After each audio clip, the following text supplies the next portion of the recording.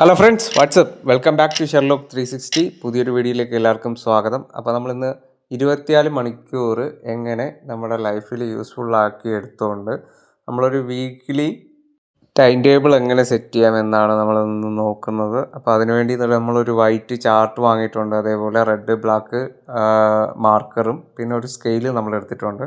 അപ്പോൾ നമ്മൾ സ്കൂളിലൊക്കെ ഉണ്ടായിരുന്ന പോലെ ഒരു ടൈം ടേബിൾ നമ്മുടെ ലൈഫിൽ നമ്മൾ ഓരോ സെക്കൻഡും ഓരോ മിനിറ്റും നമ്മൾ പാഴാക്കി കളയാതെ നമ്മളെങ്ങനെ യൂസ്ഫുള്ളായിട്ട് യൂസ് ചെയ്ത് നമുക്ക് ഫ്യൂച്ചറിലൊരു കൺസിസ്റ്റൻ്റ് ആയിട്ടൊരു സക്സസ് എങ്ങനെ ഉണ്ടാക്കിയെടുക്കാം എന്നുള്ളതിനെ പറ്റിയിട്ടാണ് ഇന്നത്തെ വീഡിയോ.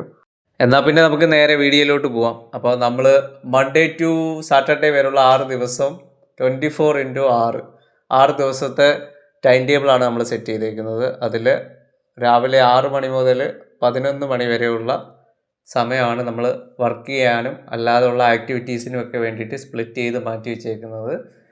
അത് നിങ്ങൾക്ക് എങ്ങനെയാണെന്ന് വെച്ചാൽ നിങ്ങളുടേതായ രീതിയിൽ സെറ്റ് ചെയ്യാം. ഇപ്പം ഞാനിവിടെ ജസ്റ്റ് എക്സാമ്പിൾ സെറ്റ് ചെയ്തേക്കുന്നത് രാവിലെ 6 മണി മുതൽ 7 മണി വരെയുള്ള സമയത്തിൽ വേക്കപ്പ്, ഫ്രഷപ്പ്, പെറ്റ്സ് ഒക്കെ ഉണ്ടെങ്കിൽ അതിനെ കെയർ ചെയ്യുക, മെഡിറ്റേഷൻ ചെയ്യുക,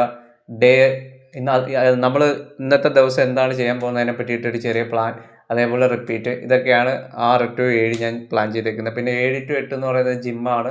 പിന്നെ 8 to 9 1 മണിക്കൂറുണ്ട്. ആ 1 മണിക്കൂർ നമ്മൾ അരമണിക്കൂർ ഡിവൈഡ് ചെയ്തിട്ട് രാവിലത്തെ ബ്രേക്ക്ഫാസ്റ്റ് കഴിച്ചതിന് ശേഷം ബാക്കി നമ്മൾ പെറ്റ്സിനെയൊക്കെ ഫീഡ് ചെയ്ത് നമ്മൾ റെഡി ആവേണ്ട സമയമാണ്. റെഡി ആയിട്ട് പിന്നെ നമ്മൾ ജോബിന് ഇറങ്ങേണ്ട സമയം. പിന്നെ 9 to 6 ഞാൻ 9 to 6 വരെ. പിന്നെ നമ്മൾ 6 to 7 എന്ന് പറയുന്നത് സ്ക്രിപ്റ്റ് എഴുതാനും എഡിറ്റ് ചെയ്യാനും ഒക്കെ യൂസ് ചെയ്യുന്നുണ്ട്. അതേപോലെ 7 to 8 വീഡിയോ, റീല്, ഷോർട്സ് അങ്ങനെയൊക്കെയുള്ള കാര്യങ്ങൾ എഡിറ്റ് ചെയ്യാൻ വേണ്ടി ഞാൻ യൂസ് ചെയ്യുന്നുണ്ട്. അതിനുശേഷം പിന്നെ നമ്മളൊരു 8 to 9 ഡിന്നർ ടൈമാണ്. ഡിന്നറിൻ്റെ സമയം നമ്മൾ എല്ലാ ദിവസവും ഒരേ സമയം തന്നെയാണ്. ഫുഡിൻ്റെ കാര്യത്തിൽ കറക്റ്റായിട്ട് ആ ഒരു സമയം നമ്മൾ മെയിൻറ്റെയിൻ ചെയ്ത് പോകുന്നു. പിന്നെ 9 to 10 ഇതേപോലെ എഡിറ്റിങ്, സ്ക്രിപ്റ്റ് എഡിറ്റിങ് അങ്ങനെയൊക്കെ നമ്മൾ സ്പ്ലിറ്റ് ചെയ്തിട്ടുണ്ട്. പിന്നെ 10 to 11 ഒരു മണിക്കൂറിനകത്ത് നമ്മൾ റീഡിങ്ങും അതേപോലെ നമ്മൾ എഡിറ്റ് ചെയ്ത് വെച്ചേക്കുന്ന വീഡിയോസൊക്കെ പോസ്റ്റ് ചെയ്യുന്നതിനൊക്കെ ആയിട്ട് ഞാനത് ഓരോ ദിവസവും ചൂസ് ചെയ്തിട്ടുണ്ട്. അപ്പം നിങ്ങളുടേതായ രീതിയിൽ എങ്ങനെ സമയത്തെ സ്പ്ലിറ്റ് ചെയ്ത് നിങ്ങളുടെ ഒരു ഐഡിയ ഉപയോഗിച്ചിട്ട് നിങ്ങൾക്കത് ചെയ്യാം. ഇതിപ്പോൾ ഞാൻ എൻ്റെ വർക്കും അതേപോലെ യൂട്യൂബ് ചാനലും ഒരേപോലെ കൊണ്ടുപോകാൻ വേണ്ടിയിട്ട് ഞാനൊരു ടൈം ടേബിൾ സെറ്റ് ചെയ്തതന്നേ ഉള്ളൂ. അപ്പം ടൈം നമ്മൾ വേസ്റ്റ് ചെയ്ത് കളയാതെ നമ്മൾ ശരിയായ രീതിയിൽ യൂസ് ചെയ്യുകയാണെങ്കിൽ നമ്മൾ കൺസിസ്റ്റൻ്റ് ആയിട്ടൊരു 5 വർഷമാണ് ഞാൻ ഇതിന് വേണ്ടിയിട്ട് ഇൻവെസ്റ്റ് ചെയ്യാൻ പോണത്.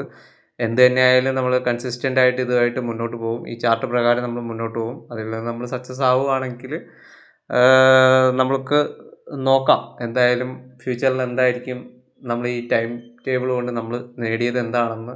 ഒരു 5 വർഷം കഴിയുമ്പോഴത്തേക്ക് നമുക്കതിൽ നിന്നൊരു റിസൾട്ട് ഉണ്ടാകുമെന്ന് നമ്മൾ പ്രതീക്ഷിക്കുന്നു. ചുമ്മാ ചാർട്ടിൽ എഴുതി വെച്ചാൽ മാത്രം പോരാ, അതിന് വേണ്ടിയിട്ട് ഹാർഡ് വർക്ക് ചെയ്യണം. അതും കൂടി നമ്മൾ എടുത്തു പറയേണ്ട ഒരു കാര്യമാണ്. ഇപ്പം നമ്മളൊരു കാര്യത്തിന് ഇറങ്ങിക്കഴിഞ്ഞ് കഴിഞ്ഞാൽ അതിന് ഒരു ലക്ഷ്യബോധം ഉണ്ടാവണം. അതിലേക്ക് നമ്മൾ ഭഗവത്ഗീതയിൽ പറഞ്ഞതുപോലെ മാർഗ്ഗമല്ല ലക്ഷ്യമാണ് പ്രധാനം. അപ്പോൾ അതുകൊണ്ട് തന്നെ നമ്മൾ മുന്നോട്ട് പോവുക.